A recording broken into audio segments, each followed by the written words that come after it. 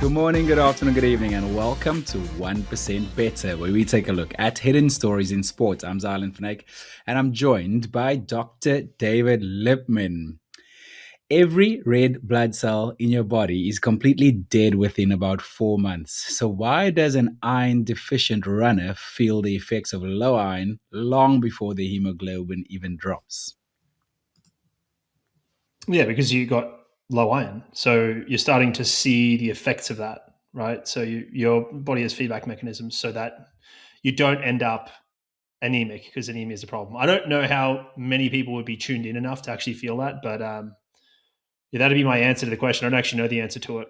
Like, I don't know if you're feeling the effect of that. Like, I would say you may not be clinically anemic, but you may be low for you, right? So you might have low iron for you as opposed to, or lower than normal as it's slowly dropping. But yeah, I don't really have an answer to that question.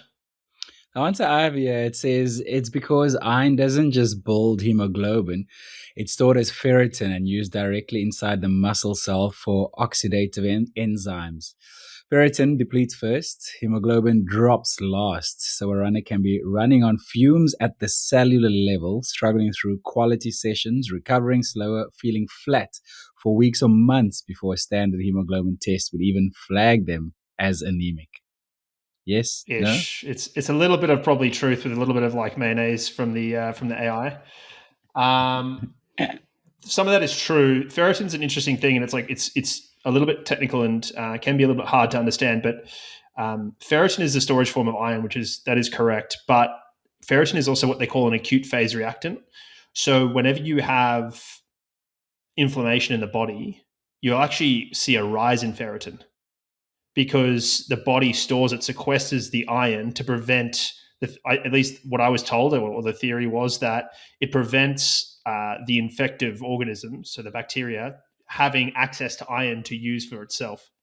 So you sequester the iron, you keep it away from that. But as a result, you can become, with some inflammation, you can also have periods of like quasi, like high ferritin, but like the effects of similarly low iron. It gets really technical and complicated and like nitty gritty. But yes, that is true. Like ferritin plays many roles. Not all of them are just about red blood cells and hemoglobin. That is true. And you will see it dropping. You can have low ferritin and like fairly normal, let's call it hemoglobin measures, but like, yeah, it's a little bit technical. But the point of that is though, or the take home message should be, if you're an athlete and experiencing low iron, I would be trying to have a discussion with your doctor about the fact that you are an athlete, do those things, so that hopefully they then get iron studies as well.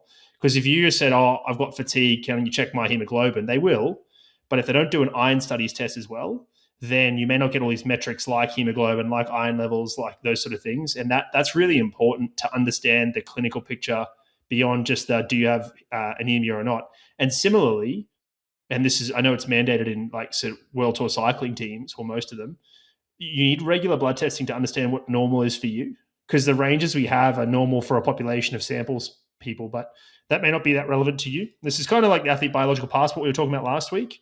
And it effectively is the same thing, which is just understanding your normal responses to things, except one is about health and one is about catching doping, right? So they're not quite the same, but they have similar uses in that case.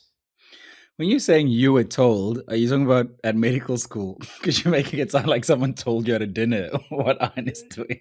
Yeah, well, somewhere along the way in my medical studies or like medical training, I can't remember exactly. I can't remember if it was when I was clinical by like a doctor in the hospital, or if it was a biomedical scientist who was lecturing us or something else. I have no idea, but that is true. All of that is yes. While I was doing my medical studies at some point, yes. We are Not very not great. not at dinner with you or your friend Claude. No. We are very grateful to be supported by Precision Fuel and Hydration. I heard you had a great adventure on the run yesterday. Talk to us about fueling. Did you fuel with Precision? Yeah, well, I guess like so. This is like, I guess, an example of I thought might be useful for people. I got I sort of mapped a route, like a run home yesterday from wherever. You can check our Strava group. I'm in there. You can go dig it in. I've got a public Strava account, despite what I said on the podcast last week about privacy. Necessary evil to some degree, but the prevailing point was Megan was going for a hike with her sister. I was like, cool, where are you going for a hike? She's like, over here. I was like, great. I'm going to run home from there. I'll get in the car with you and I'll just run home. And so I love that. Like I put on my Strava, point to point running is way better than anything else. And I think everyone agrees hierarchy is point to point loop and then out and back. I think like Yeah. it's not really a debatable point. I just think everyone agrees. And if you don't, you're wrong. So I mapped this route and I was like, okay, it was 21 point something kilometers, like 13 miles. All right. And it's got, I think it was like 1,200 meters of elevation, something like that, which is 3,600 feet. Sorry. I was like, all right, well, I've got a good idea of what that should take me, but you never know how technical it's going to be. You don't know if there's going to be a problem that you have to turn back for. Like you have no idea. So when you're planning a trip like that, you go, well, you kind of have to disaster plan a little bit. It's like, what if it's going wrong, etc. So like one of the things I did was actually I took an extra 500 milliliters of water. So I took 2 liters, like a 1 liter on the front, 2 soft flasks, and then I threw one in my pack. And then I mapped a route to a tap. And I was like, all right, that's actually, I've got to get there to fill up. Because if I don't get there and fill up, then I've got to do this whole thing on 1.5 liters, which is not enough. But similarly, you never know if that tap's going to be working. I was about to ask you, how do you even know there's a tap there? Have you been there before? You either have been there before, or you can, like, some of the maps will flag them. So, and I sort of knew the area. I was like, there will be a tap there, and then I like did some searches. Like, okay, it says there's a tap there, and there was a restaurant there, so I took some money as well because I was like, well, worst case, I could buy some water from them and just throw it in my bottles. So I can't, or Coke. Worst case, right? It's like if they won't sell me water, they have water, like I'll just buy Coke or whatever. So it's like I'll be okay here, but you have to plan for this, and this is like what I did with my nutrition. Is okay. Well, how long are things going to take me, and then how long do I need to be safe for beyond that, right? Because you could get caught, you could be, it could be cold, whatever. So I was like, all right. Anyway, planned for 4 hours, ended up running 3.5 hours. But so I took all my chews, shooting for roughly 60 grams an hour, knowing that, I'll roughly hit that and that'll be okay. It was across lunchtime, so it's kind of a substitute for lunch as well because I wasn't going to eat a lot when I got home. So it's like, all right, that's pretty good. But I always take an emergency caffeine gel, like in case. It's like I feel better about having an emergency caffeine gel. I would never take it because it's too late in the day. And then I always take an emergency 90-gram pouch because I'm like, these things are just too good to just take a pouch, throw it in your pack, and just be done. So I took all that. Was alternating my original and my mint lemon chews, loving it, and just like cursing myself for not having bought watermelon yet. But when I'm back in London, I'm buying watermelon. So cannot wait for that. If you want to be like David and try out the watermelon chew, good news for you. We've got a 15% discount code off your first purchase. That code is BETTER2026. We also have a link in the show notes down below that'll apply that directly, as well as a link to their free service where you can hop on a call with one of the experts to learn more about nutrition. What's been happening with you? So you did that run point to point. Yep. You're feeling good. Copenhagen's coming up. We'll talk a little bit more about that shortly. Yeah, I see. Like one of the other things I wanted to do was actually, I've sort of been so averse to running fast because of the loads on the Achilles. I was like, I kind of have to test this out a little bit. And, 2-3 weeks ago, I went and did that 10K sort of run around the lake, and I was like, I moved a bit quicker there. And I've been moving a bit quicker, doing these sort of progression runs on the treadmill on a Thursday, and progressed one a bit quicker the other day. And I was like, okay, like we're moving okay here. So I decided at the end of my run on Saturday to do a couple of like quasi strides, right? So I was like, all right, we'll whack the treadmill up and see how we go. And it went surprisingly well. So I was doing effectively 200 meters on the treadmill, whatever that means. Like it may be somewhere in there at, again, treadmill pace of 18 and a half, 19 Ks an hour. So I only did 3. Again, when you're doing this stuff, particularly if you're a little bit worried about something and you're worried about the consequences of it, right? So the consequences of me flaring my Achilles would be pretty significant for me. I don't want to deal with that. So you introduce it slowly. So I was planning on doing like 3 at 18, and I was like, no, I felt fine at 18. It didn't feel hard at all. Okay, we'll go to 18.5, went to 19. I was like, all right, that's it. Don't go to 19.5. Don't be silly. So it's held up well, did well with that. So that was Saturday, then ran Sunday, the longer one, although it was a lot of hiking. And then feel fine today. So I haven't done gym today yet, but I will do it after this call. And so I'm pretty happy with it, mate. But we were talking this morning on our weekly planning call, mate, you are flying. I was like, I thought you were still doing like kind of baby training, but you're flying, mate. Like, what's going on with you? I wouldn't call it flying, but I did do an unplanned, longer than planned ride yesterday. I sort of had organized to meet a friend for coffee at the end of the ride, and he was like, "Well, I'm coming around to the coffee shop that way, so just meet me at that point, and then we ride slowly at your pace back to the coffee shop." True to form, this friend is always late. He's always terrible to plan things with. I can't believe he's an engineer as a profession. He was late, which meant I kept riding to meet him, where to the point where he's late. So my ride just got longer and longer. Long story short, I came back with an hour and a half ride, 33 kilometers. And to give you context, the longest I'd done before that was, I think, 15 Ks maybe. So this was double, more than double that. I'm a math genius. You're welcome. That And is how math works. Yep. for new listeners who don't know, I am approaching actually yesterday, 7 months post L5 S1 spinal fusion surgery. But the ride was great. Zero issues. Zero issues with the back. I felt fine, tolerated it absolutely well. The rest of the day I got home, I did like strenuous, housework, like cleaning the car and pumping my water tank. So stuff on my feet that involved bending and not so much lifting. I still have the wife do all the lifting. And the back was totally fine the rest of the day. Also got in the gym this morning, a really good hour session in the gym this morning. Feeling really good. But I feel like it's a mindset, if he wasn't late, so thanks to him for being late, I probably would not have ridden that far this soon to say that maybe I am okay riding that distance, But like you were saying, the challenge now is to not have that creep up too quickly, to really be cognizant and be intentional of the next few weeks. So yes, I can do that, but not to go do it all every day all of a sudden, but to still keep testing. Yeah, well, there's two things. One of the things I said was sometimes we need something like that, depending on our personalities, to just shake us out of like baby steps, baby steps. Sometimes we're being a bit too conservative. Now, again, trust your treatment team or whatever, but like sometimes something like this happens and it reassures us, right? It's happened to me in different cases where I've like, oh, actually, I planned this route wrong. Now I'm going to run further, and it's like, oh, it was fine, So there's a little bit of that. The other thing I said to you was we were sort of talking about. You said, oh, I don't want to get back into any events or anything like that. And I said, that is all good.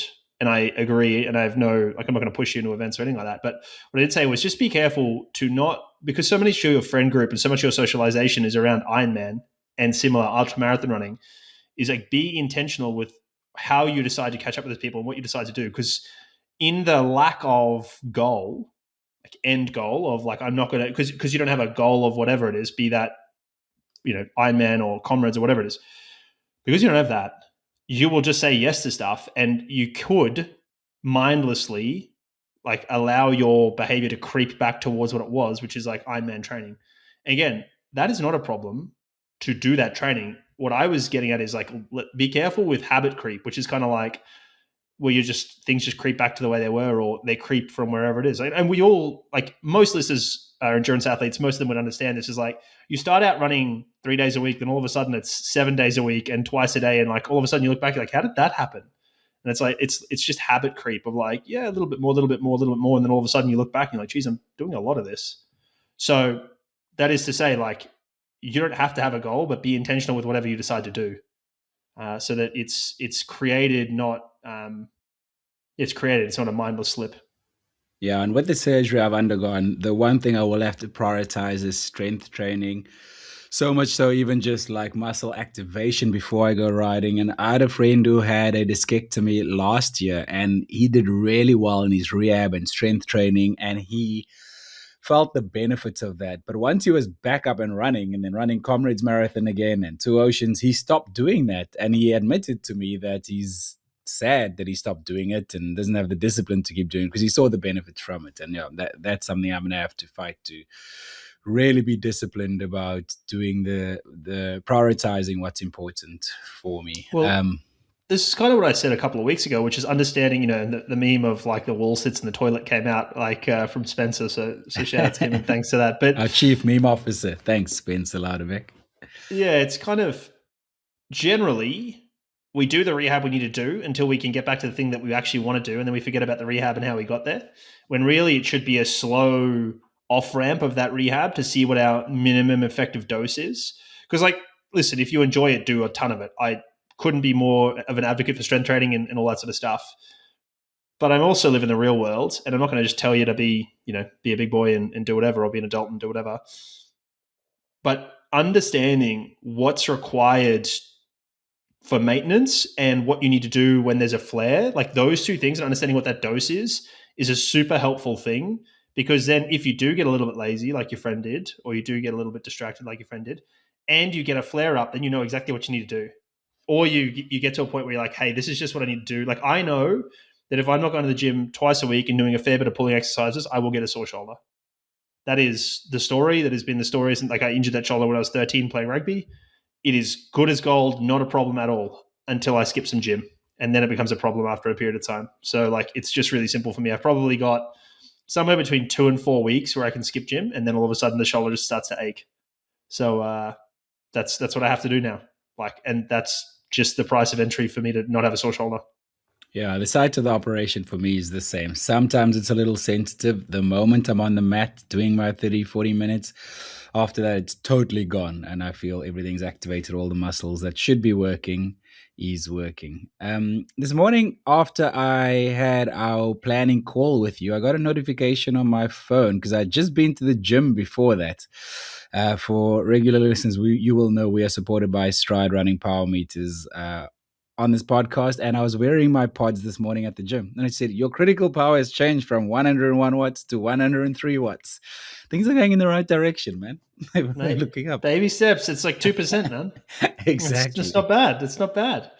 So I'm really looking forward to seeing your metrics as you go from sort of like more walking, longer walking into some walk jogging. Like I'm really interested to see that when we start to look at gait retraining. Like it's just, we talked to Stryd about it, and like this, I think is going to be a really interesting case study for them to learn from our listeners to learn from you to learn from, and I think it's going to make a huge difference in your life. So, super keen to see that. Well, we talked last week about Copenhagen Half happening on September the 19th that you'll be running, so about 1 month away. But you're running on treadmills and in the mountains. So, what's the plan? Yeah, well, it's not ideal training, although I have come off this sort of stuff and run really well on the roads before, partially because it's all running.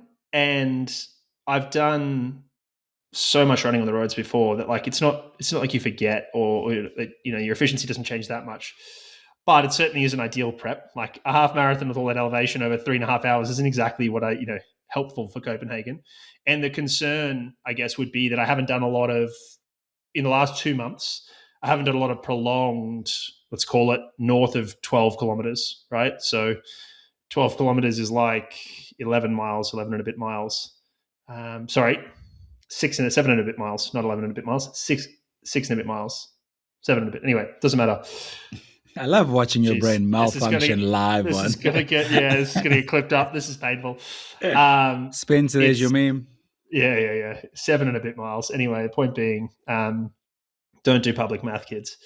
So basically, I've got 2 weeks post UTMB, right? So I'm going to UTMB, which kind of throws a spanner in the works for flat stuff. Yes, I can go to the track there, but I'm not going to Chamonix to run on the track unless something comes up like last year where Andy Blow's like, hey, come do some sessions. Like, okay, fine, I'll do that. But for the most part, be running in the mountains, and that's okay.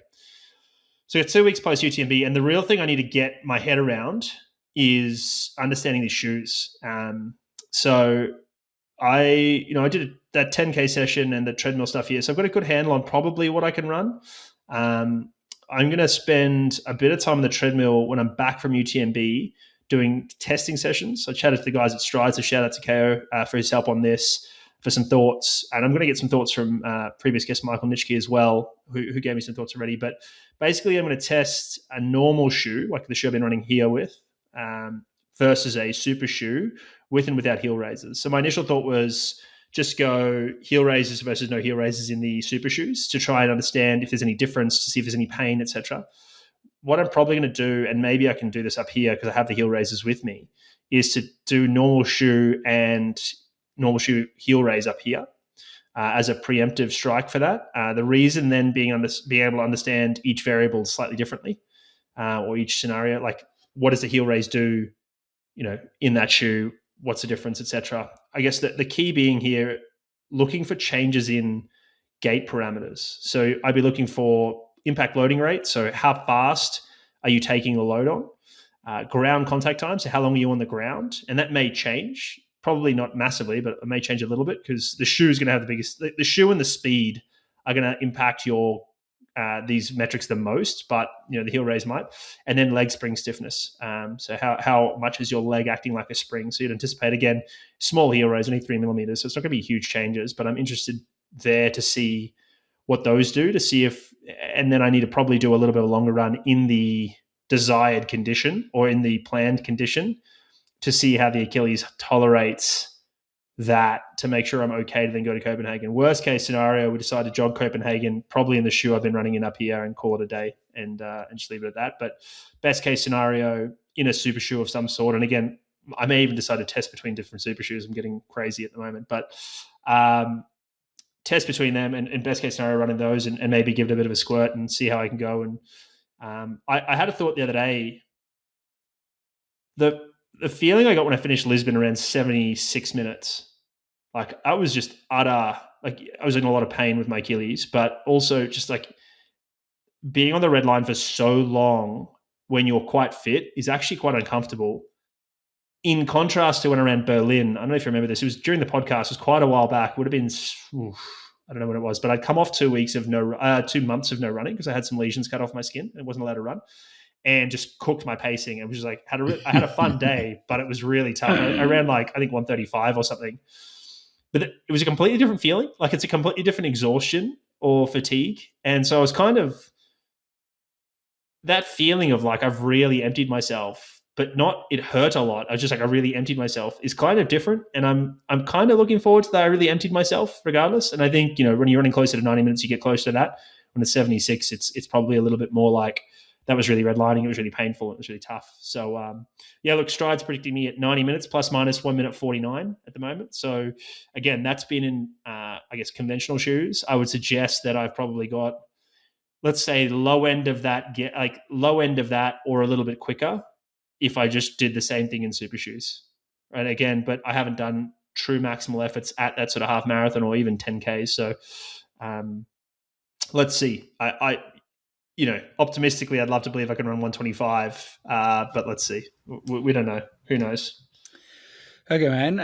Check out Stryd if you'd like to know some of your fun running data. It really can become addictive. It's super, super cool. We have a link in the show notes down below. Check them out. That link is directly related to our podcast. Some community shout outs to get through. Speaking of Stryd.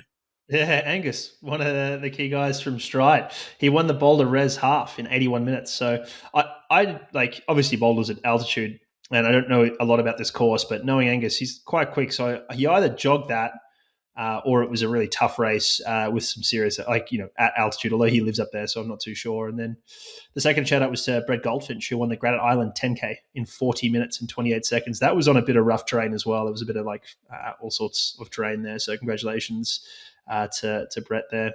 So shout out to regular listener Tobias Schmidt, who won the Ultra Mont des Posets, 22 Ks and 3,600 meters of climbing. Well done, Tobias. We have this feature on the show called Where Are They Now? We take a look at what previous guests are up to. Who do we have this week?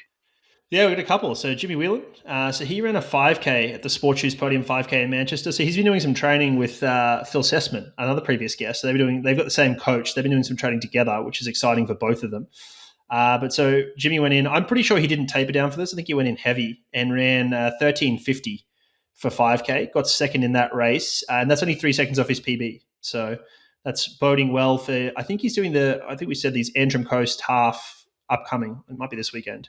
So again, testing himself at the shorter distances in full training, and then we see how we go from there. So I'm keen to see how Jimmy goes over this half marathon. He's not really doing 5K training. So, I mean, this is a fast enough 5K. It's not going to impair he's fast enough at that speed to run a good marathon, which is his real goal. So let's see how he goes there. And then the second one, Matthew Marquardt. We talked last week. I said I'd watch a bit of Ironman Kalmar from Sweden. So I watched this. This was the last chance to qualify for Kona. Not that Matt needed to. And the last Ironman of the Ironman Pro Series until the 70.3 World Championships in September, and then the Kona And so Matt got second, which was kind of surprising because at some point he was like, he had to sit down and take off his wetsuit. I joked with him today. He sent me some texts about some other stuff. I joked with him today that he needed to do less calf raises so they could get the wetsuit off his calves. Yeah, he was having a bit of a sit down, and everyone was like leaving on the bike, and he's looking at everyone leaving, and they're like, guys, wait for me. Like, yeah, well, it wasn't great. But no, he ended up coming second. He was. I said to you at one point when he was on the bike, I said he's got to get away from some of these folks, or they're going to run away from him. Kind of proved me a bit wrong in that respect. Although one of the people I said he needed to get away from was Jonas Schomburg, who's a Nomeo athlete and actually won the race in a really good, unbelievable performance for Jonas. I think that most people looked at Jonas and thought he hasn't really put it together because he's been a very good swim biker, but he hadn't really put it together on the run yet. And I think he did well in Roth, but not super well. And I think this was like, oh wow, he's coming for Kona. But the question is now he's got about, I think it's 8 weeks to Kona. It's like, is that too much, too soon, too close to Kona? And will he have anything left? So I don't think it would be hard to suggest, or I don't think many people would argue he's a top 10 likelihood at Kona. I think the question is he going to go to try and be top 5? And what does that do to him? Because I think if your goal is top 10 and you race appropriately, it's very doable for someone like Jonas. The question is, are you trying to race to be in the top 10 or are you trying to be in contention for the win? Because in the second goal, you may end up missing top 10 by blowing up. I don't know if he was the one where people asked him why, like, why did he enter? Why did he do this race? And he was like, well, I had a long run on my program and might as well do it here. And then, okay, let's move on. We've got a listener question. And if you'd like to... No, we got another one, mate. Another, where are they now? Previous guest, Mario Frioli. You really want me to shout out his newsletter again without mentioning your newsletter? No, that's very rude of you, but anyway, we're not going to get into this. I sent you a great meme over the week, a little while ago anyway. But he won the Masters division in the San Francisco Mile. He ran 4:38, which is flying. That is a quick mile, period, let alone in the Masters division. But then the next day, and this is where it's really important, he took his dog Tahoe and they ran 5:37 in the dog mile. Whoa. This then prompted a conversation with him and a friend, which then spilled to a conversation between him and I as I congratulated him for these efforts. And so there's a sport called Canicross, which is exactly what it sounds like. You attach yourself to a dog and it's by a bungee line and a harness, and the dog can pull you along the trail terrain. So it's a real sport with world championships, national teams, world records, all of that.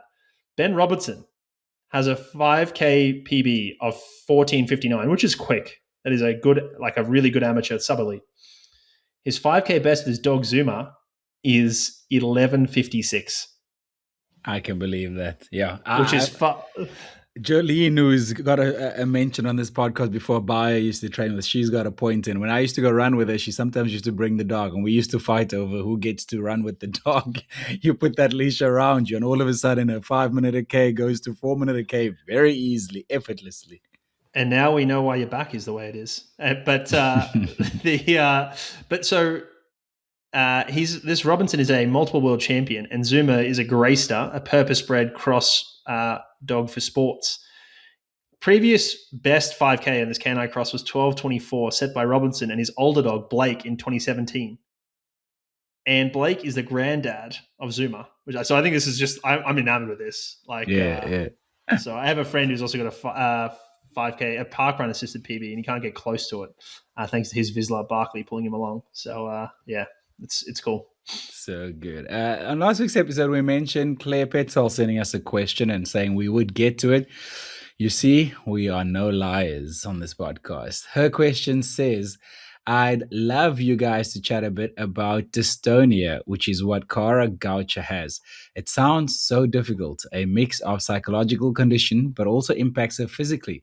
She finds ketones and SSRIs help, and also talks about Botox as well. It's fascinating, but she's not a doctor, and so would love your take on this and who else in the athletic space has ever had it, etc., etc. So I know nothing about this. What are we dealing with here?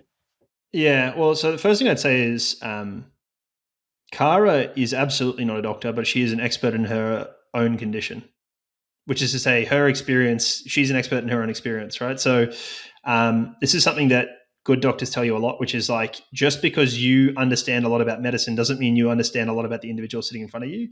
And that just because they don't understand about medicine doesn't mean they don't understand a lot about their condition. So you should sit and listen carefully. So that's the first thing I'd say is like, just because Cara doesn't have a medical degree doesn't mean what she's saying is worth discarding. But it is, I think, thank you, Claire, for the confidence and the question in us or in me to sort of say, hey, like, I'd love your thoughts and that sort of stuff on it. The second thing I'd say is I didn't learn about this in medical school. This is a niche condition. And if you read up, if you start doing some Googling on Cara and look up Dystonia in her context, what you'll find is that she struggled for ages to get a diagnosis. This is a very common story. And they end up with these highly subspecialized individuals to make the diagnosis. Now, part of the problem is neurology can be a bit funny like this, because what can manifest as what effectively Cara has, which is her leg behaving strangely, let's call it that, some muscles not firing in the correct way, could be a symptom of a number of diseases. So any number of things like Parkinson's, it could be something like ALS. It could also be the first signs of MS, multiple sclerosis. So you have this very broad range of what we'd call differential diagnoses, so like causes for this. And so then you go like, right, well, how do we go about this? Now, part of it would be, or part of good medicine is a good history, and you would talk to Cara and say, like, talk to us about this. And if you've seen this before, then it will ring a bell. As in her case, it's runner's dystonia, and we'll talk a bit more about that. But the best example I have of this is I was working in a hospital, and I've got to be careful what I say here because I don't want to share patient details and that sort of stuff. But I was working in a hospital. Basically, at that stage, no one in the hospital could work out what was going wrong with this lady. A doctor who'd worked in the subcontinent walked past, was from a different team, and that team that was dealing with this didn't know what was going on. Neither did like a number of other teams that had been consulted. This doctor was on a completely different random team, walked past, looked at the blood test, and said, "Oh, that's XYZ disease." Wow! Off one look, it was like Dr. House stuff. Wow! And I said to him, like, "How did you know that?" He said, "I used to see that all the time in India." And I was like, oh. And so one thing I've always said to people is that medicine is a little bit of like Slumdog Millionaire, which is if you've seen it, you'll pick it again. And so some of it's just a like experiencing of, I've just seen this a lot of times. And part of the problem with rare diseases is they're rare. So they're hard to pick. And so if you read the stories about this, runner's dystonia and dystonia in general, you'll see that like it's pretty uncommon. And therefore it's hard to diagnose correctly and easy to misdiagnose, because something like MS is common or relatively common compared to dystonia. So I digress. But so I didn't know a lot about this. I did a bit of research. So again, take what I say with a grain of salt here. But dystonia, by definition, is a movement disorder, causes your muscles to contract without your control. So that's actually a very general description or a very general thing. And sometimes you see this in medicine is we give it a name, dystonia, which is actually very general and it just describes what's happening. So the diagnosis is a description of the symptoms fundamentally. And I've never loved that, but dys just means bad, difficult, or abnormal. It's a prefix that gets added to things, right? So dyspepsia, whatever, dyspnea, etc. Dyslexic. Yep, exactly. And then you have the suffix is just tonia, which is like of tone. So it's just like, you've got weird tone is basically what we said, right? But because we use Greek, then all of a sudden it sounds normal and good and smart, right? So there are different types of dystonia. So there's focal, which is only one specific body part, and in this case, it's her leg. It's Cara's leg, so it's a focal portion. Or you can have a segment, so two or more connected body parts. So that would be segmental. You can get generalized, so that's the whole body, and then you can get task specific. And so the one that everyone cites here, everywhere, and this is like so classic in medicine, is like, this happens in writers. And it's like, yeah, okay, yeah. So the reason for that is like it gets spewed at you, and so it's a random fact that you attach to it, and it's one of the things that I used to like laugh at in medicine. But the long story short is there's no cure for dystonia, but certain medicine and therapies can improve things, and the exact causes aren't known. And it's probably, to be honest, kind of like cramping. We probably see the same thing, which is a dystonia or a muscle cramp, right? But there are probably a number of different things going on that end up looking the same. So the phenotype, which is like the way the muscle looks, is slightly different. Is the same for slightly different causes. It's probably something like that. But apparently it involves changes in communication between nerve cells in several regions of the brain. And the brain is key here, because when you have anything that's happening with the nervous system, which this is, it can happen at any number of levels. So it can happen locally at the level of the muscle. It can happen at the level of the like lower spinal cord, the upper spinal cord, or what we call motor neurons, so sort of at the spinal cord or above the spinal cord, sort of as it interacts with the brain. And this is in the brain, right? And then some forms are passed down in families, as we know, and it can also be a symptom of other problems. So Parkinson's is a good example of this. It's actually a symptom in Parkinson's. It's not the problem per se. Parkinson's is a problem. It happens in females more than men, 2:1. And we would have no idea why. And so she's got, as I said, what's called runner's dystonia, which is a specific subset of focal dystonia.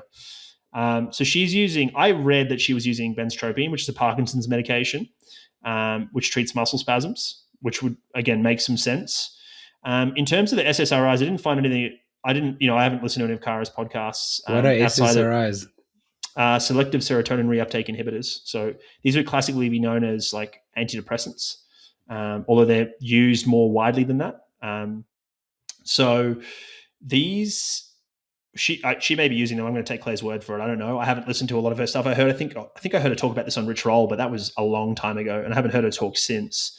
But with SSRIs, they can actually worsen dystonia. So from a neurological standpoint, I'm not saying that she shouldn't be using them, and I'm certainly not saying that they aren't helping her. But what I am saying is they're fairly multipotent drugs. Like, they have fairly broad effects, from the brain down. And so in her case, one of the ways to say this is so stress seems to contribute to this to some degree. So maybe they're helping her on a stress front or a mental health component, or there could be something else going on that we don't understand. Obviously, someone needs to prescribe them, and if they're working, great. That's kind of the take home here. In a situation like this, where it's really hard to understand what's going on and how to treat it, if something's working, it could well be placebo, but if there's not a lot of downsides, then it's hard to say that you should stop it if the quality of her life's improved, particularly if she's a consenting adult and agrees to continue it. She's also getting Botox. This is pretty standard. Botox is a toxin, right? Botulin, the botulin toxin, and it gives you botulism, but you can use low doses at the neuromuscular junction, and that can basically it causes paralysis. So you don't get spasm, right? So sort of why people use it for wrinkles, because it means you can't contract those muscles, right? So, and the ketone stuff is really interesting, particularly to me. I've got a bit of an interest in the area. Why these work, I don't have a good answer for you. So if this is happening in the brain, the ketones work in the brain. There's no question. So there's certainly an aspect of maybe it's a brain energy thing and stabilizing some of the stuff. There's certainly the default mode network is stabilized by ketones in a ketogenic diet. So that's quite interesting as a potential. They also have anti-inflammatory effects. So again, it could playing a role in that respect. So hard to know, but really interesting to think about why, and it's an interesting case, and it's quite sad for someone like Cara who's developed her life out of it. But in terms of other athletes, if you do some Googling here, there's a couple of good Runners World articles written about this with some links to some scientific papers on these in case studies, which I've put in the show notes. I'm not going to link to Runners World in the show notes because we're better than that, but I will link to PubMed, so they are in the studies there. In terms of the psychological component, I think it's an astute pick from Claire, and again, this might be why the SSRIs are helping. But the question is just how big. I think most things have a component of psychology and physiology or psychophysiology. I think almost everything does. Now, I think dissociating the mind and the body is madness. And this actually only happened when we discovered bacteria. So before bacteria and our understanding that a single pathogen caused a problem, we had this theory called the miasm theory. And miasm was basically like, have you been living a good life? Now, ironically, it's kind of true, which is like you've been eating well and sleeping well and doing all those things. Like that is a good life in some respects. So without trying to place too much moral judgment on it. And miasm theory was a lot more moral than I'm suggesting it was. But in this, and the thought was like all these things contributed to you getting sick, right? And so there's all sorts of stuff. So if you're like Ring Around the Rosies, most people remember from being a child.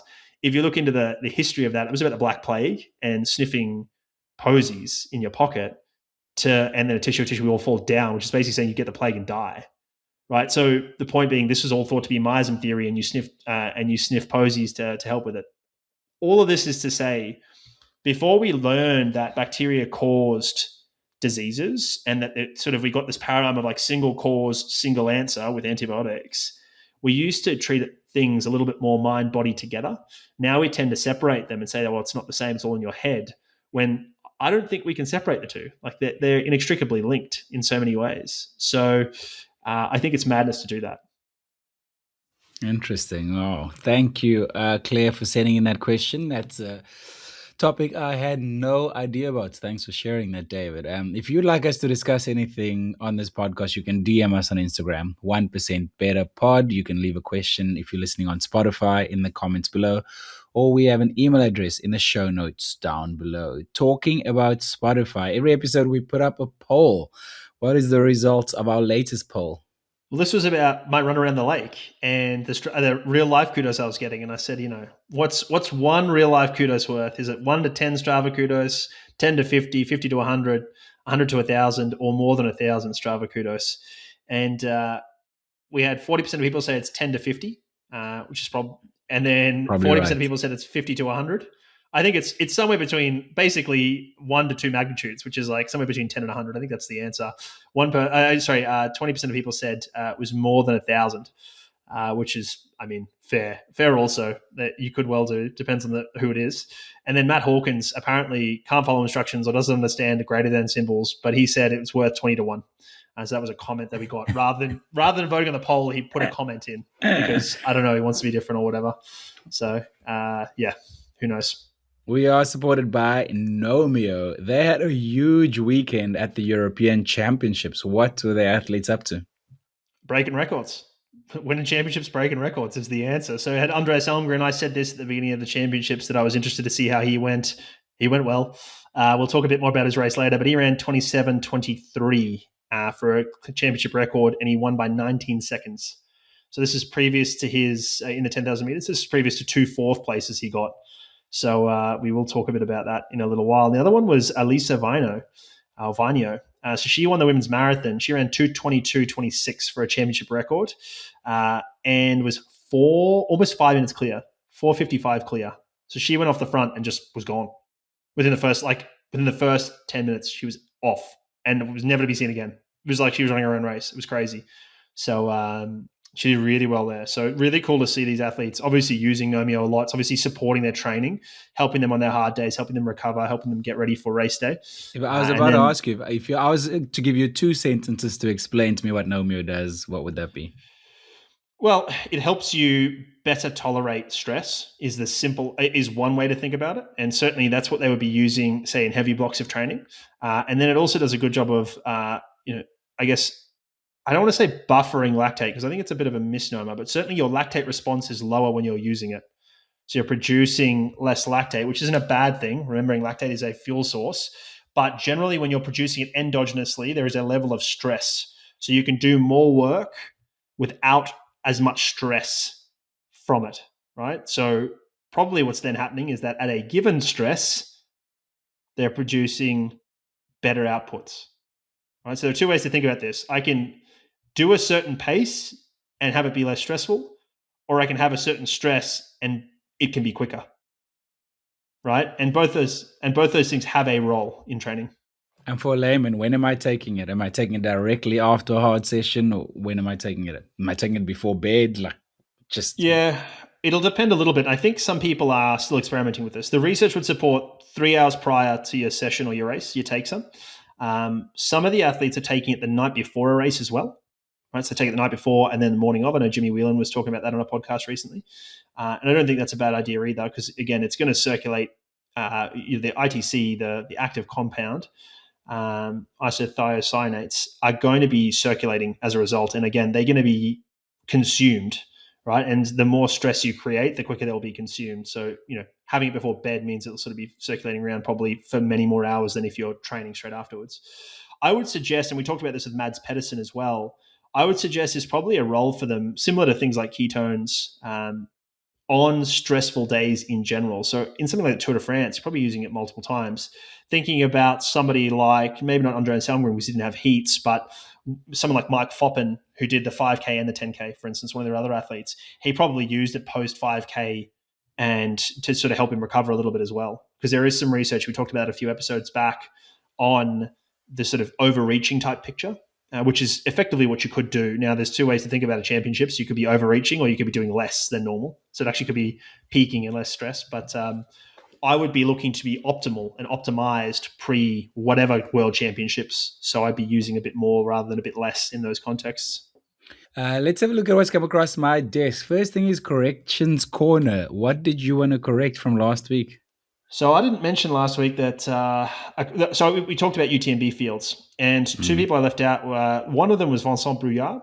So I didn't mention Vincent racing. Vincent won 2 years ago at UTMB. It was his breakout run. He was working full time as a footwear engineer at Hoka, won the race, and then has become a part time engineer, part time athlete, and won Western States this year. So he's backing up for UTMB. So I didn't want Is he to sponsored by announce. Is he sponsored by Hokana having worked for them or not? Yeah, so now so he worked for them and had free gear and stuff, but raced as a full time worker, and now has transitioned into like a part time athlete, part time worker. So, but yes, Hoka sponsored athlete. He will be there. He will be racing. He must be feeling good because I don't think from what I've heard about him and knowing Mario, his coach Mario Frioli, that aforementioned, I don't think he'd be racing unless he's ready to go. So I don't think he's there for fun. Let's put it that way. The other one that I didn't mention was Jonathan Albin. So Jonathan trains with Petter Engdahl, previous guest, and Kilian Jornet. Lives in Norway, trains up there. He's from Britain originally. John turned up and has done very well at UTMB before, not in the UTMB race, but in the OCC and CCC before. So I'm very interested to see. I think he's won the OCC. I don't know about the CCC, but I'm interested to see how he goes this year in the big race. I'm pretty keen to see John do well. He's a nice guy and he's a pretty impressive athlete. Done really well at like obstacle course racing and a few other things like that. So he's a really interesting guy. And then just let's quickly touch on name, image, and likeness (NIL). We've mentioned it a bunch of times. A few years ago, this has allowed athletes now at a collegiate level in America to earn sponsorship, whereas before that was not allowed. But what am I hearing? It's becoming weirder, and they're making it more complicated. Yeah, well, it is getting weirder because they have to put. So it started as a collegiate athlete, your total earnings were allowed to be zero. You had to be truly amateur. You could take a scholarship and they could give you some food. That was it. They couldn't give you any money. They couldn't give your dad a car. They could none of it. Even though the colleges were earning money off you being there. Billions, or maybe not billions, but lots. Right? It was one of the best deals in the world. It's effectively a professional league, but you weren't paying the players, so it was wild. Then the name, image, and likeness thing came in, which basically said you can earn money from your name, image, and likeness. But what that's meant is you can effectively be paid. Because I can just say, I'm using your likeness. Here's some money. Right? So and again, what this has really created is a small subset of people who are earning a lot of money from this, who are superstars, and then a bunch of people who earn nothing, which is fine. Like, to be honest, that was probably the way it was always going to go. And the earning potential of the second string offensive lineman at LSU was probably always going to be zero. And his marketability was probably zero. So fine. He wasn't put in front of anyone. But the marketing ability or the marketability of Reggie Bush when he won his Heisman's for USC was wild. He was a superstar and he could earn nothing. Granted, there was some dodgy stuff that happened and he lost his Heisman originally. So, Reg got his. But the point I'm making here is that's kind of the background to this. So now we've got all this ability to earn money and all sorts of stuff. We talked about potential limits on the amount that can be paid total and in different programs. And we talked about how that would impact cross-country teams previously and all that sort of stuff. But what is interesting here is what's getting really crazy. And shout out to Pro Football Talk on this. I don't listen to a lot of it, but I did see them cover this a little bit and it's been reported. Their reporting's been reported. So you always know you're doing a good job when other people are reporting, you're reporting. But anyway, most NFL, at the moment, NFL is in the preseason, right? They started playing preseason games. They play a number of those, and the season starts. So your season starts in about a month. It's roughly when it starts. It's always around my birthday. So they currently have about 100 players because they're in training camps on the roster, right? And they're going to cull that number, and that'll end up being 53 before week one, right? So in the next month, you'll go from 100 people to 53. And some of the colleges are apparently reaching out to agents to see if they can get guys from that don't make their rosters to come back to college. And this is super interesting because previously you had to be truly amateur. You don't anymore. We talked about Louis Hinchcliffe, the British sprinter, going back to college after having been pro because he wanted to train with his previous coach. I think it was Carl Lewis. So really interesting to think about that. But what this does is it raises questions and issues. So one of them is they've earned money, right? Do they have to pay that back? Now, you basically get a signing bonus and a per diem in training camp when you're these people. If you're Patrick Mahomes, you're earning real money, that's fine. But this is like everybody else who's trying to make a spot.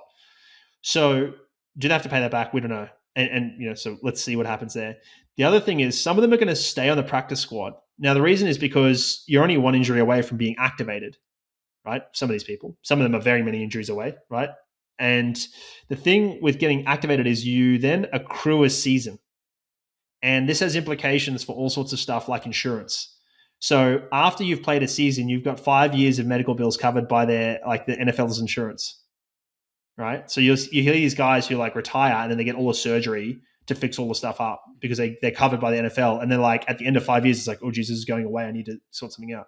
Again, medical insurance in America is a big deal for those who don't know. So they basically have all these benefits that kick in if they get signed. So there's an incentive to stay and not go to college. There's also an incentive like, hey, I might go back to college because I can earn some money potentially, or at least be looked after a bit better, and then potentially come back out, try again next year. So then the other question is like, are there colleges that actually have spots? Because these colleges have to plan for the season, which is similar time. So it's like, of course, if he's good enough, I want him back, but also I need that spot available.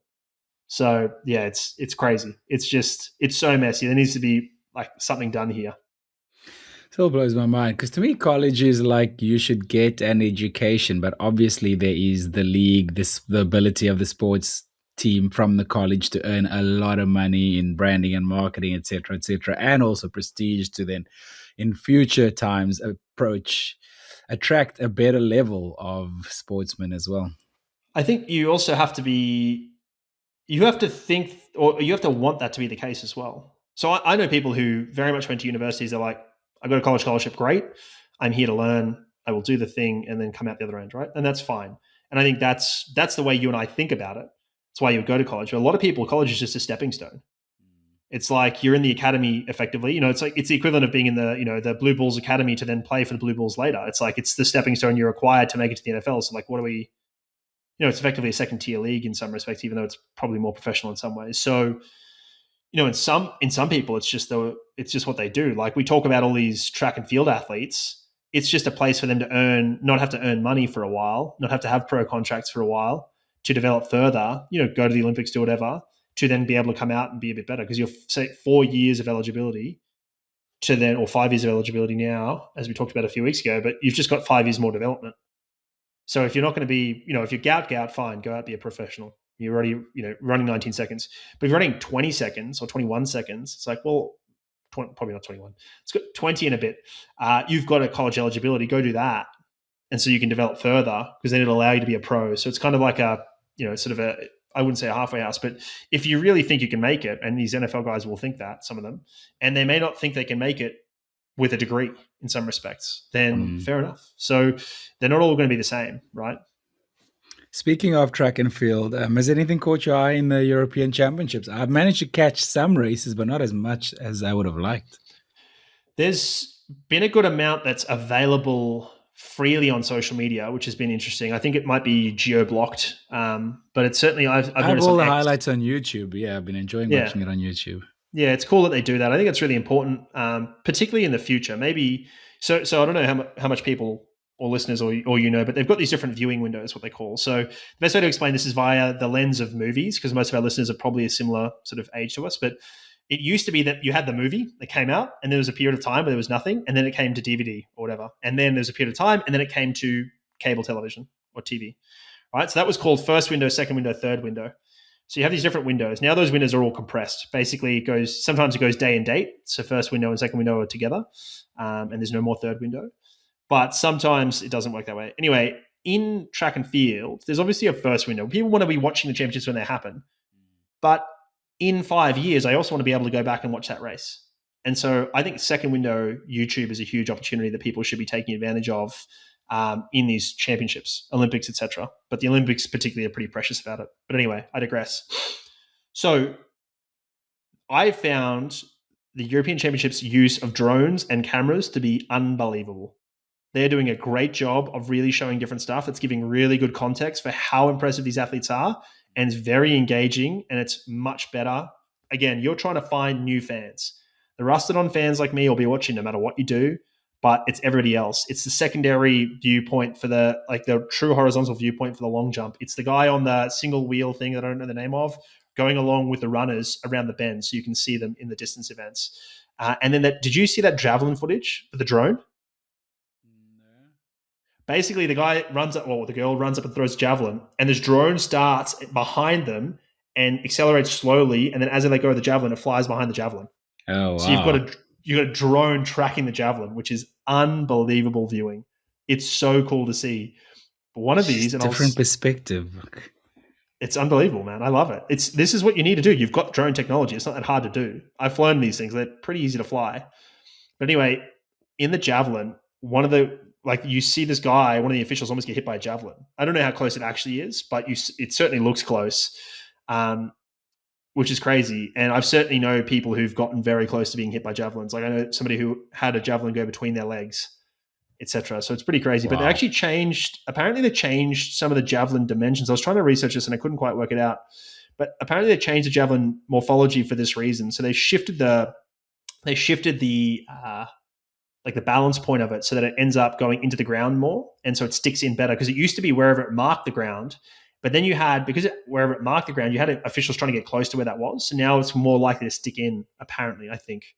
So please, if anybody knows about this, please do send us a message. I'm trying to understand this, but from what I can understand is they shifted the center of mass of the javelin forward so that it ended up down into the ground more and, stuck into the ground more, so you don't have to worry about marking it properly. But anyway, that was my first thing, was just these camera angles. The second thing is superstars be superstarring. And again, we talked about the lack of depth last week, but Mondo won and set a championship record. Again, it wasn't a world record, but it was a championship record, and jumped pretty well, Mondo. Gianmarco Tambiri. And for those who don't remember this guy, Olympic gold medalist, shared it with Matthias Barsham, often shaves half his face. Yeah, not all the time, but a lot of the time. Miss championship, I saw. Correct. But he hasn't jumped well in a long time. So he hasn't won pretty much anything for 2 years since the last European Championships, and hasn't jumped over 223, which is not particularly high for 2 years. So, and on his arm, he had trust your mind, trust your body, trust yourself. So clearly dealing, and the vertical jumps are very psychological. And so he's clearly dealing with some demons, or was, in terms of confidence in his body, etc., because he's been very injury plagued. But anyway, so he won the high jump. So initially he failed at 230, then he got it. And he stepped up and failed at 232 and then got it. And Joroshchuk, who's this Ukrainian that I've been talking up here, I think he's a long jumper as well, I think I mentioned, or maybe he's a triple jumper, but horizontal jump and vertical jump. This kid is amazing. He'd been clean, no misses to 232. So there's all the pressure on Tambiri. Tambiri then hits 234. I think he won it with 232, and Joroshchuk hadn't had a miss till then. And for those who don't understand, if you end up with the same height, it goes to what they call countback. So your misses count. So you basically then have to jump higher. And he managed this. So it's unbelievable. It's a huge upset in this respect. So that was cool to see Gianmarco Tambiri back and superstarring. Van Klinken, the Dutch thrower, she won a silver in the shot put and a gold in discus. And my observation, that's impressive from her, but particularly my observation here watching this was you so often see the best throw is one of the earliest throws. First or second throw is the best. And I think there's a fatigue component to this. I was going to ask you, does it have to do with fatigue? Yeah. It just must be, because if anything, you get more accustomed to the environment. You're like, the circles, the hammer throw circles were different, or whatever. The wind is whatever in the javelin, etc. Because again, wind in the javelin's huge. If it's a headwind or a tailwind, you have to throw it differently, etc. So it would stand to reason with that he would get better across a competition, but usually not. So there's obviously, these are maximal efforts, so you would assume that fatigue is part of it. And then the other one, this other superstar, I don't know if you saw this guy, but this guy flies, man. Andy Diaz Hernandez from Italy. He won gold in the triple jump. So he jumped a world lead Italian national record of 18:15. So he had a tailwind, but yeah, that's the fourth best jump in history. Wow. He just flew. Wow. Absolutely flew, man. It was crazy.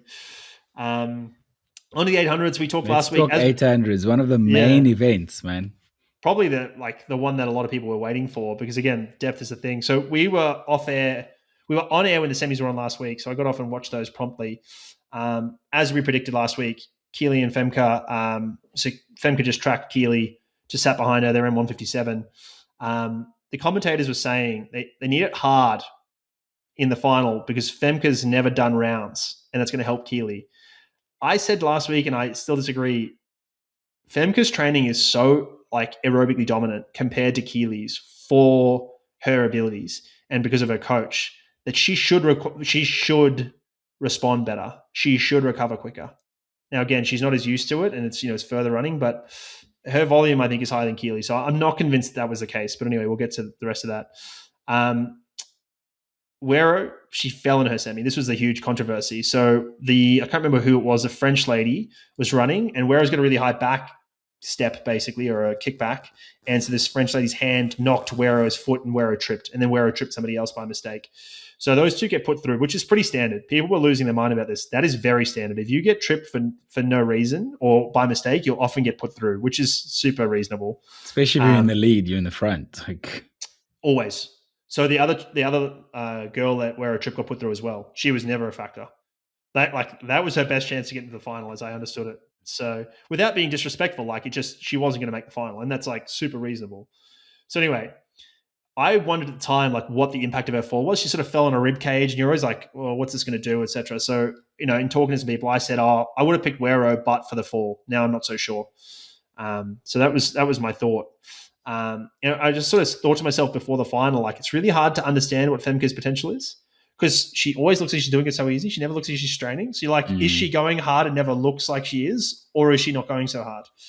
That was my observation. She looks so effortless. When she was not winning, when she was in third position, obviously not being able to get to the front, she still looks effortless. So I was like, wow. Yeah. So Wera got lane 9, and I'm not sure if that was because her and the other girl, Galdite, or lady, that had fallen, got put in lane 9. I'm not sure if that was because of the fall. The commentators seem to think it was an advantage. I think it probably is, but I think it depends because if you're in lane 1, you end up at the back of the stagger, so you can sit back and let everyone else go forward. If you're in lane 9, you can see everybody and make a decision about where you want to be, but you kind of end up leading a lot of the time. So I think you can sort of do whatever you do. I don't know how much of an advantage it really makes. I think they probably have individual preferences. I don't think it's a huge difference, unless you definitely want to lead. If you definitely want to lead, then I think lane 9 makes a lot of sense for you because you start in the front and you get the sort of straight line in there. Anyway, Femke was outside Keely as well. So basically from the second bend, so that's basically the 200-meter mark, Wera started leading this and was likely Keely's plan to let her, and I heard her speak afterwards saying she wanted her to take the wind, etc. So then behind those two, you had Femke and then you had Gemma Riki. And the observation I had here, so they get round, they do the rest of the lap, come back to the back straight, right? So now you're 300 meters from the finish when things are getting really serious. And at this point, things start to kick off. And Femke still looks like she's not trying, and Riki just looks like she is working so hard. And they just, Femke, Audrey, and Keely just sort of move away from Gemma Riki slowly. And I was like, wow, it's really crazy to see how easy Femke's making this look. Because Gemma Riki's a good runner. She's a little bit out of form, but she's a good runner. Femke's got something that we can't quantify that makes it look easy. Anyway, and then basically at the end, Wera just pulled away from Keely, and Keely couldn't keep up. They ran 157, so the splits were 56-45, 125 at 600, and then a 154, which was a championship record previously set in 1982, so it was a big one. And so, they ran 154, which is quick. Femke ran 155-54, so her previous best was 155.60, so she ran a PB equaling her national record, which is the winner of the 92 Olympics. And the commentators say, she's clearly feeling fatigue. She didn't run well. She couldn't keep up. And I was like, this is a PB for her? There's not much you can ask of her. Obviously you can ask for her to win, but I think if you said to her pre-race, do you really think you can win? I don't think she would have said yes. I don't think her coach would have said yes. She's run 5 or 6 of these things outdoors. You can't, she's an amazing athlete, a world-class athlete, but not in the 800 yet. Yeah, you can't just assume you can step up and just be, that's like saying, okay, Keely Hodgkins is going to run the 1500. She should win every race. No. I often look when someone finishes second or third and the PB or even fourth and PB pops up, it's so overlooked. Because if you're not winning, especially on a platform like this, the European Championships, it's like, well, you failed. But like you said, this is a new event for her. She ran a PB. She did the best she's ever done. Yeah. And also, she ran 155. That's quick. period. Like that's, there's not many. Yeah. Anyway, she Probably got third it's of the probably a year. marker for the future. Shows us what's potentially Yeah. possible. Interestingly, when they interviewed her afterwards, she sort of said she leaves a little bit in the tank because she's scared of like going too hard because of like the being new to the 800, which speaks to like effort, effort and dishing it out in RPE, because the 800 is particularly tough because it is the last event where you run a positive split. Yeah. So the best runs are always positively split here. So they always go through so they split 56 and ran 155. So they ran basically a 56 and then a 59. So, that's really important. So I think Femke's got a little bit of meat on the bone left here, even this year. So watch for her Ultimate Championships and let's see how she goes there. She could run. I wouldn't be surprised if she PBs there, is what I'm saying. I'm excited to see her evolution. It's really cool to see someone in a new event and see how they progress, especially someone as world class as she is. For sure. Should we rattle through some other events quick? Yeah, so the men's 10,000, one of the things I noted on the start line, I've got a photo in here for you. Dominic Labalu, he's from Switzerland. He's the previous winner. Was wearing 2 watches. No idea why. Well, he's from Switzerland. They have loads of those hanging around. Yeah, well, someone's paying him and someone's not paying him and getting freebies. I don't know. I understand what's going on. But anyway, this was interesting. He went off with Andreas Almgren. Almgren just took off. He got sick of it. They ran a 3:17 first kilometer, which is fast for us. It's slow for them, right? This was going to be one in the mid to high 20s, so let's call it 27s. 3:17 is way too slow. So Andreas I heard an interview, he was like, I wasn't going to get out kicked. If you're going to beat me, you're going to have to beat me. So he just took off. So he ran 13:30 from 1K to 6K. So a 5K split of 13:30, which is obviously 27-minute pace. And he ran a 23:26 for the final 8,800 meters, which is 26:37 10K pace. And his PB is 26:52. So he just went off the front and just went by himself and just said, catch me if you can. So he ran a course record, and it was 1978 was when that was held from.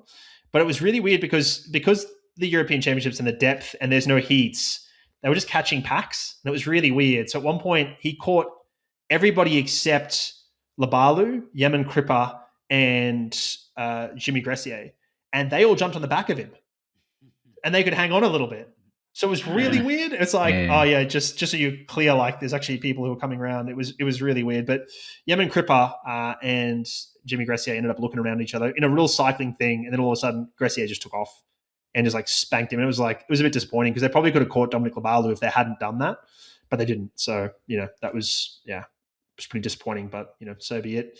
In the women 10,000, Batacleti just came out and does what she did. She just sat with them and then ran a 28-second 200. And if you can see this video, go find it. It's on social media. It's crazy to watch her. She's coming around the bend, gets to the discus cage. You can see her at the 200 meter to go. And then all of a sudden she sort of just goes out to the side and just goes. It's like, oh, nice to see. It literally, she had no competition. It was it's like she pressed a button, and when she just a turbo button, and when that kicked in, off she went. And no one had any response. Yeah, and I mean, she was the unbackable favorite to do the double-double, which she did. She was more concerned in the 5,000 than she would have been in this 10,000. Just for context, so Audrey Wera ran a 29:11 last 200 meters in the 800-meter race. Georgia Hunter-Bell, who we'll talk about in a second, ran a 28:7 in the 1,500, and Batacleti ran a 28-something in her race. In the last 200? Yes. Wow.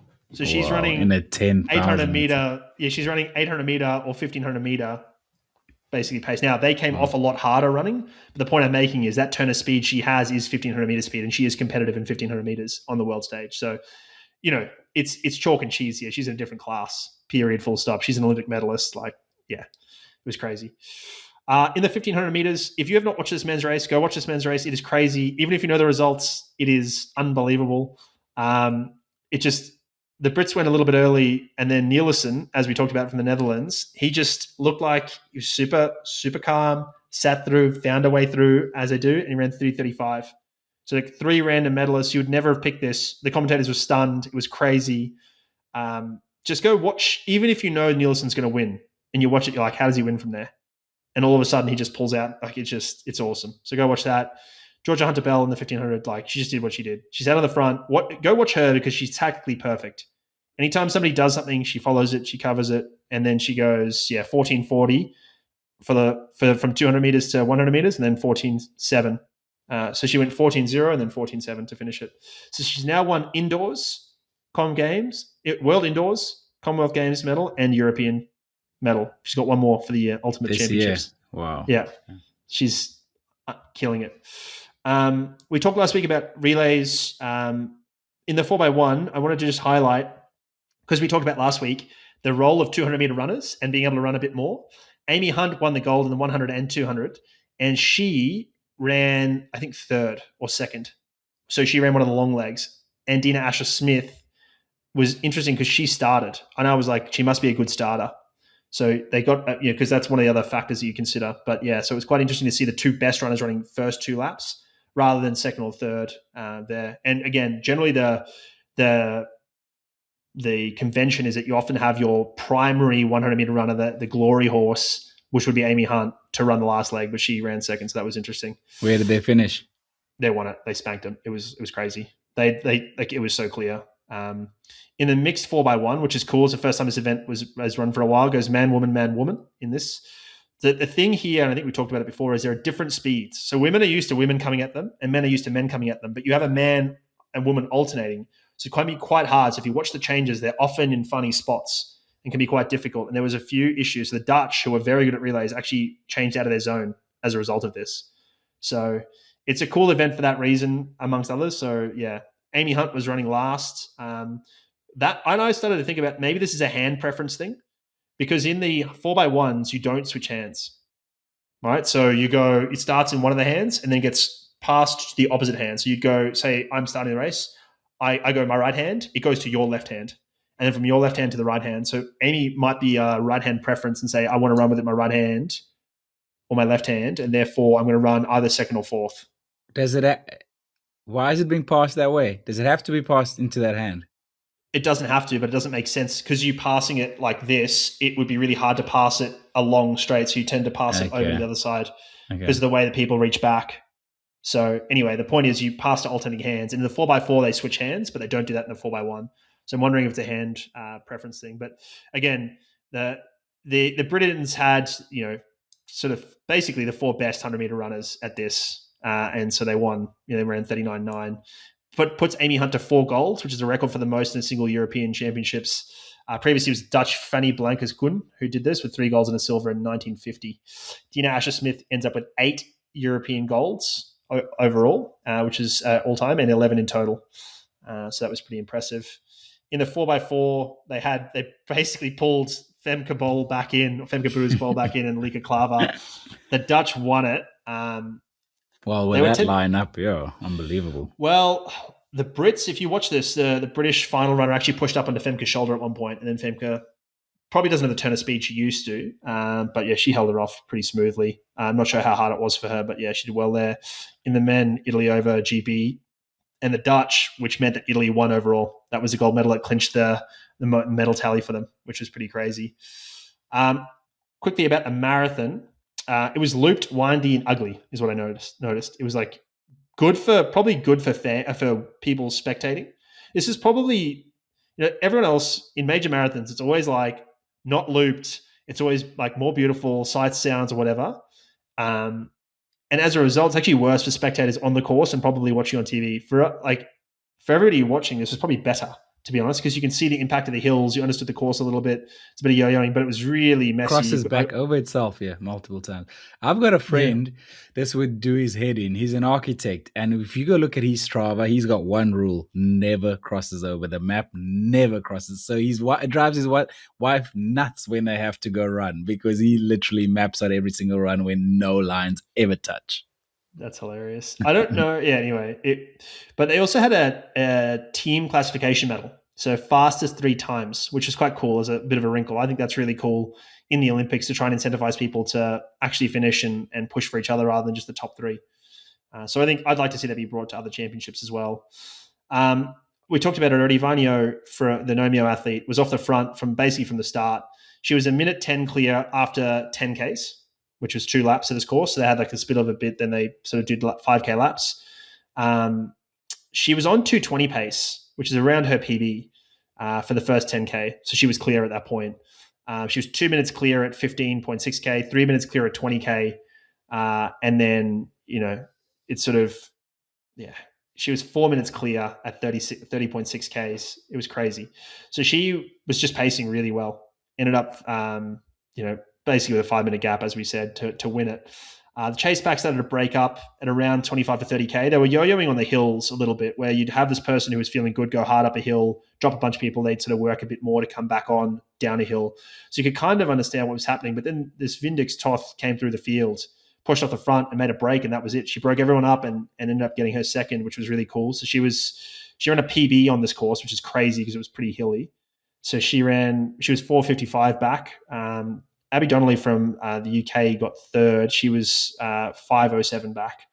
But Vanio's pacing, she ran 70:40 through the halfway and ended up with 2:22.26.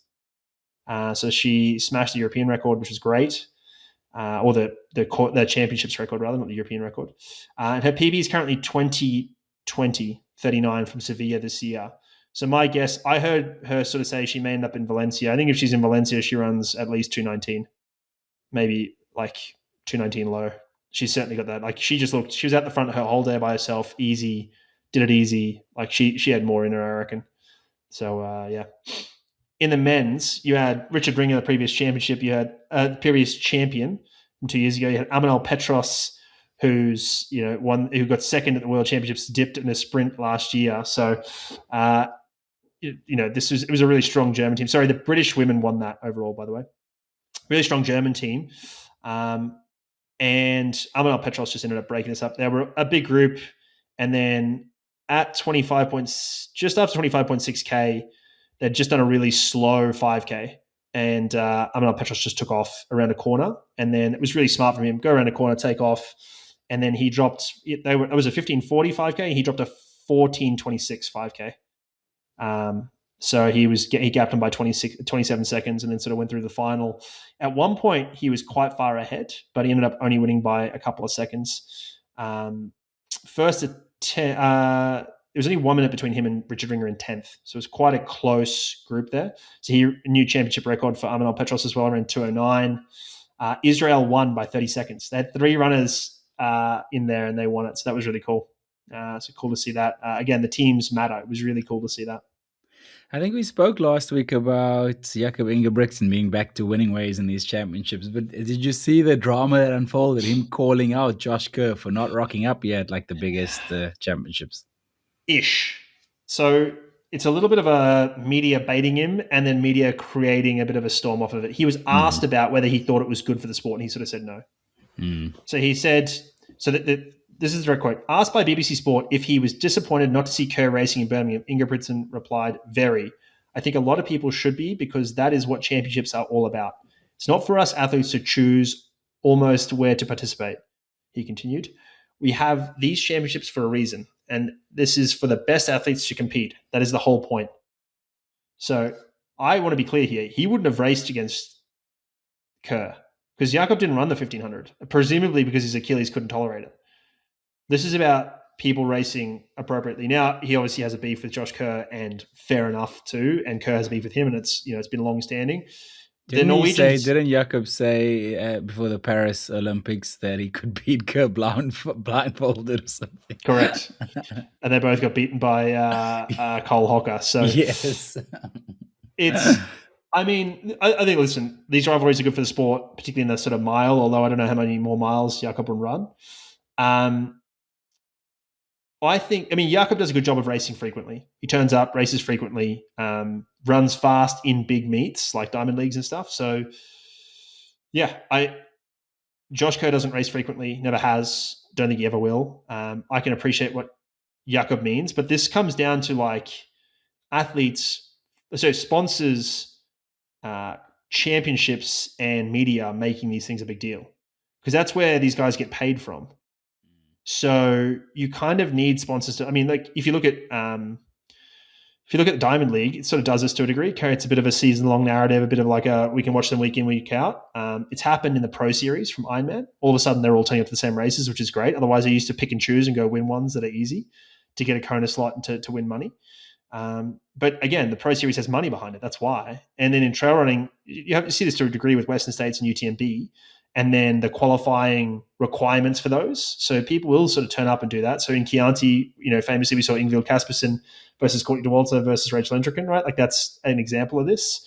Or at Black Canyons, you had a number of people trying to get qualified for Western States. So you kind of need to create that, or these guys won't race. Like if there's no incentive for Josh Kerr to race this, and to be fair, he raced the Commonwealth Games. And remembering again, the Commonwealth Games is a mile, not a 1,500 meters. So he didn't have the option to go, I'm going to race.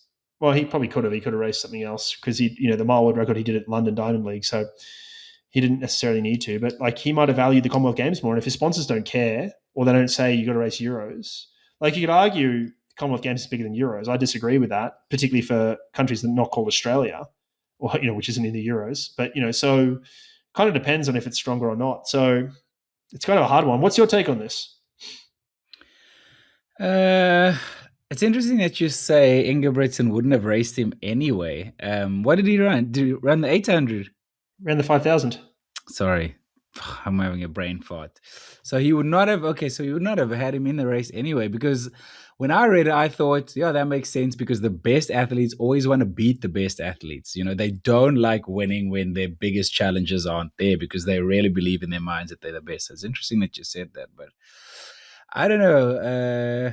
For me, like I would think the European Championships are bigger than the Commonwealth Games. It's interesting that he prioritized that. It probably worked better with his season, right? Because you could go London straight into, like you do a block of like London and then Commonwealth Games and then have a bit of a mini break and then come back for something if he wants to come back or not, versus having to sort of stay up for a bit longer to compete in the Euros from London. So it's probably to do with that more than anything else. But again, if his sponsor said to him, listen, you're going to race the Euros, we're going to incentivize you with X thousand, then maybe he does. Who knows? Maybe he doesn't. Maybe he's not that money motivated. Maybe he doesn't need it. I don't know. Because not everything's about money. I want to be clear as well, particularly if you're Josh Kerr. He's not struggling to eat. So, Interesting. Well, that wraps up the European Championships talk. Right, before we get out of here, it's actually one of my favorite parts on the podcast. It's seen on social. Sometimes we see things on social media that maybe just needs a bit of talking to. Or maybe a correction. I don't know if that's a correct term. But we have something here about an Australian swimmer that says, I understand and accept that athletes can have health conditions requiring medication. However, if that medication contains a banned performance-enhancing substance, I believe this should be publicly disclosed rather than kept hidden.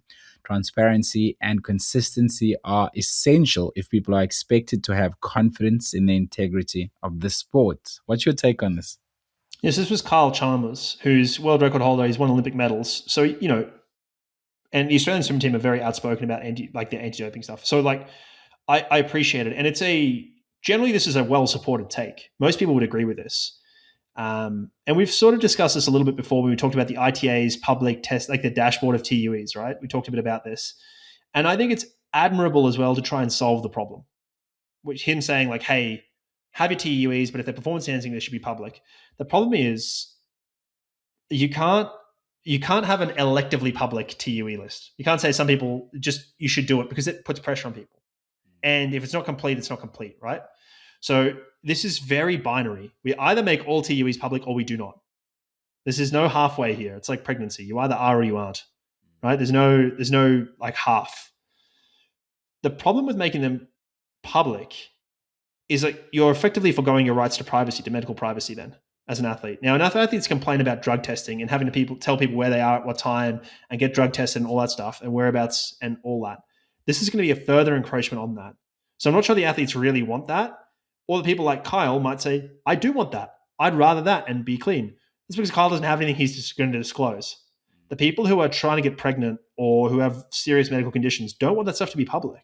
You don't need that in public. We talked about this as the example. I can't remember who the athlete was that came out, talked about the ITA dashboard as someone who was trying to get pregnant that we talked about. And she basically said, yeah, it's me. And I wouldn't want that pressure publicly. And I agree. Like, I think that's pretty horrible to do. So the secondary problem, because people go, well, pregnancy is not performance enhancing. The problem is the drugs can be in some contexts because the banned substance list, I'll never forget this. In my first semester of university, back in like 2005, well, it was 2005. That's how long ago that was. I did a project arguing that the banned substance list should be sport specific, which is to say some things that improve shooting performance don't improve 100-meter performance, and they shouldn't be banned for 100-meter runners. The problem with that, on reflection now, is that you then have many lists and it's hard to make sense of. You need as simple as possible. It is banned for everybody, right? Period, full stop. And you can get TUEs if you need it, right? And that's what happens, right? You can get TUEs anyway, so it doesn't really matter. But the problem is then, like, performance enhancing is a pretty broad brush, and it's pretty gray at the best of times, right? There's something everyone thinks about with this stuff is like, oh, testosterone or human growth hormone, but there's like lots of real gray area stuff, and many things like mask performance enhancing drugs that you can get a TUE for. You say like a blood pressure medication is a classic example. So Shane Warne, the Australian cricket bowler, got banned for a period of time because he was taking a diuretic, apparently to help him like lose weight or whatever, but it's actually it masked performance enhancing drugs. So, is that, well, it's not a performance enhancer, so he doesn't have to declare it? Like, that doesn't make any sense. So Kyle's perspective is really, like, it's admirable, but it's not going to quite work. Another example is like ADHD medications or ADD medications. They're going to be performance enhancing, but you may not want that public, right? Yeah. So my guess is that hard. he probably responded to a certain case or two cases. That post that he made was in response to that, and it's maybe not thought to the nuances that you're talking about and the more not complicated, but more sensitive cases that you are alluding to there. Yeah, well, it's a sports ethics discussion, right? I spent, 2 and a bit years of my life having a 3-4 hour discussion about medical ethics every week for, as part of my studies. Like, this guy hasn't done that. Fair enough. But it's an interesting discussion point because everyone will go like, we'll just make them public. Like, I remember even some of the pro triathletes on a podcast saying like, oh, we should just make them public. And I'm like, not as simple as that. And you can't have them electively public because, again, it's like, it's just incomplete then. It's either public or it isn't. This is 100% binary. Like, it cannot be another way. It's either everything is public, all of your medical records are public, or they're not. Yeah. And we cannot do that to humans. That is not fair. No, because this is, if it's allowed, if it's medically allowed, even if it's on the banned list, it can taint your image in some way. So not just that, it's also just private information. Yeah. Your medical information is your medical information. Like, it's bad enough that we kind of know what injuries you have and that you're getting surgery and stuff. Yeah, true. Very true, actually. Okay, before we get out of here, what are we watching this weekend? What are you watching? To be honest, I'll be watching nothing. I'm going to drive back to the UK and then fly to Chamonix. So we'll fly to Geneva. So it's going to be a rough weekend of travel. So I will be watching nothing is probably the answer. But I'd like to watch, I don't know what's on this weekend. I need to look. I'll be watching, the Premier League is back. Football is back in the UK. It's finally coming home because it's something that's actually at home and only English teams can win. And I've got the Volta España starting. So All Blacks and Springboks, is that this week or is that next week? It is actually, yeah, it's this week. It starts. So 4 weeks in a row from here. So I'll try and catch that game. But I was trying to catch Australia-Japan. I still haven't caught that from the weekend. So good luck to me. Cool. Let's get out of here, David. Thanks so much for putting this together. We'd ask you to please like and subscribe. We drop a new episode every single Friday as we help each other become 1% better. Thank you so much, and we'll catch you on the next one. Thank you.